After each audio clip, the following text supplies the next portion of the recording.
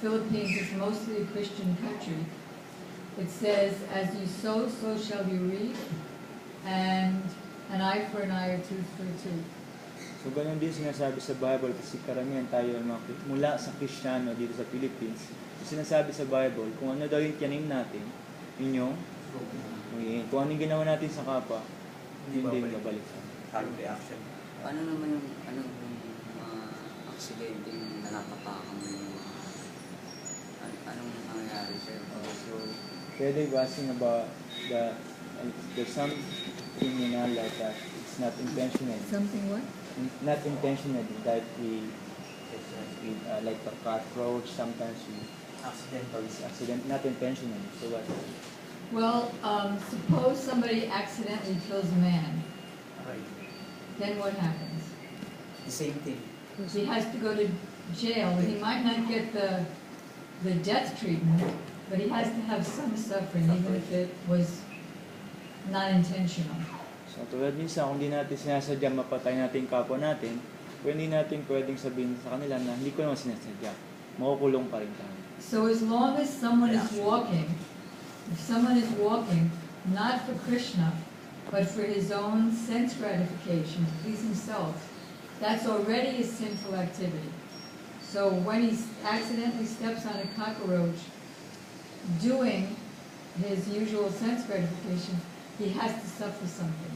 So minsan, What to speak of its intention? kung daw tayo ay naglalakad tayo hindi para sa kay Krishna, diba, naglalakad tayo kung para sa ating sariling kasiyahan, tatapakan natin yung ipis, so may resulta yun.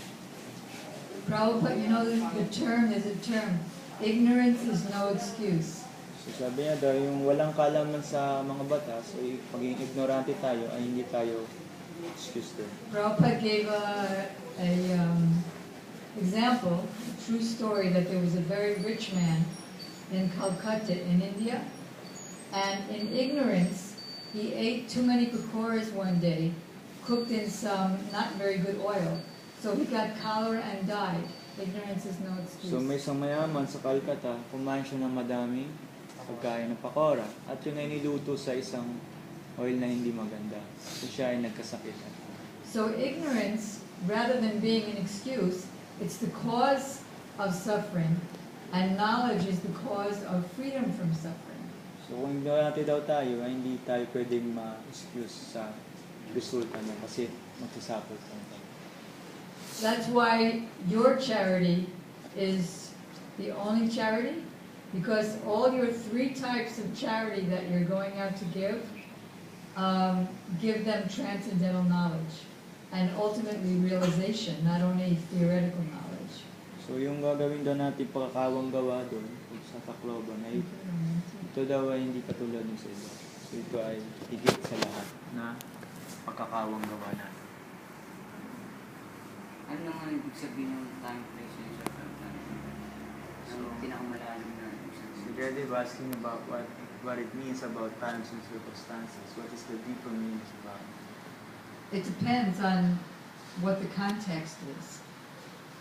Like time, place, and circumstance.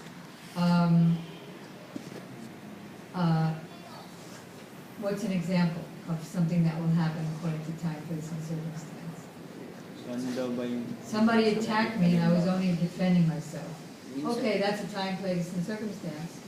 So naturally, he'll either not be persecuted or he'll be minorly persecuted, depending on the time, place, and circumstance, depending on his innocence or his not innocence. So depende daw yon kasi kung sample latakayin tayo yung magdidepende sa sarili natin. Depende siya sa panahon natin kung anong lugar.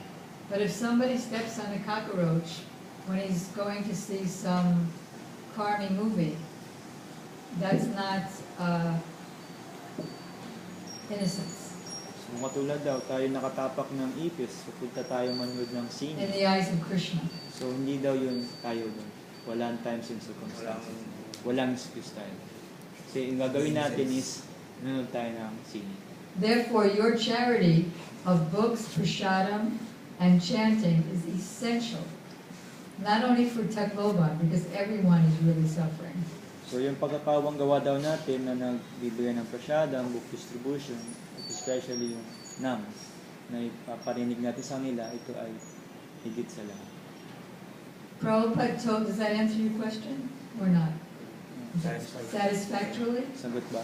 Pwede. Because if you're not satisfied with anything I say, just say, but wait a minute, and say what you have to say. Don't be afraid. Okay ba? Kasi ang gusto niya sabihin, kung diba, nakatapak tayo ng ipis, pero papunta tayo ng sinihan. So hindi natin pwedeng times and circumstances sabihin. Kasi ang pupunta natin, nonsense. Pero kung ginagawa natin para kay Krishna, times and circumstances. Pwede. I've been coming to the Philippines for 8 years. So I have full knowledge that the Filipino devotees are extremely shy. But don't be shy. That's true. So sabi ni Shamarani, 8 taon na siyang pabalik-balik sa bansa natin. So nalaman niya na tayo ay mahiyain talaga.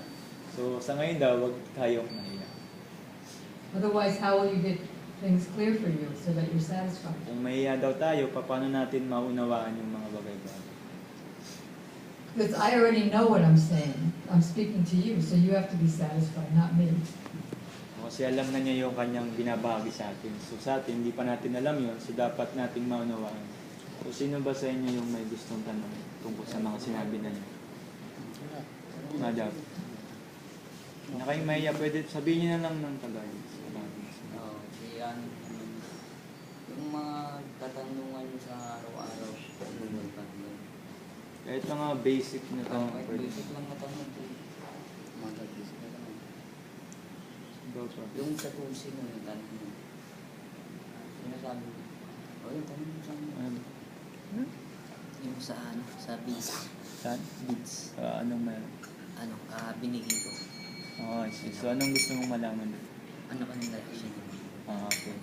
So Madam Priya asking about, he has a 2 times that he has a beats, and then he gave it to his friends. So what is the reaction for this? Chanting beats. Why did he give it away? So bakit mo daw ibinigay? Para Sabi mo. mag-chat sila. Wow. So he wants to chant those his friends. He wants him to chant. Well, that's very nice. So yun daw ay mabuti But then naman. how would you chant? You couldn't. How about you? So ikaw daw, nung kailangan mong isun niya, kailangan kanyang kumuha ka ulit ng beats para makapag-chant. Did your friends start chanting? Yes, ma'am. Very good. So that was a beautiful thing to do. But at the same time, you'll want to just contact anyone. Please send me beads. Call up Yavanath. Please send me beads. I gave my beads away. So pag mga may ganun daw pangyayari, pwede natin Or tawagan. Mekala, please do something. Do you have an extra set of beads? So, pag may mga ganun pangyayari, dapat i-contact natin mga kakilala nating devotee para makahingi tayo ng extra na beads para sa kaibigan natin. So that way you accomplish both things. So, para wala tayong masagasaan. Kasi mag-chant tayo, mag-chant din yung kaibigan natin. Alright, so let me ask you now, do you have beads now? Ma'am, Okay, Visanti has beads. How many beads do you Madam have? Shanti, can we have our own? Because my past beats, I give it to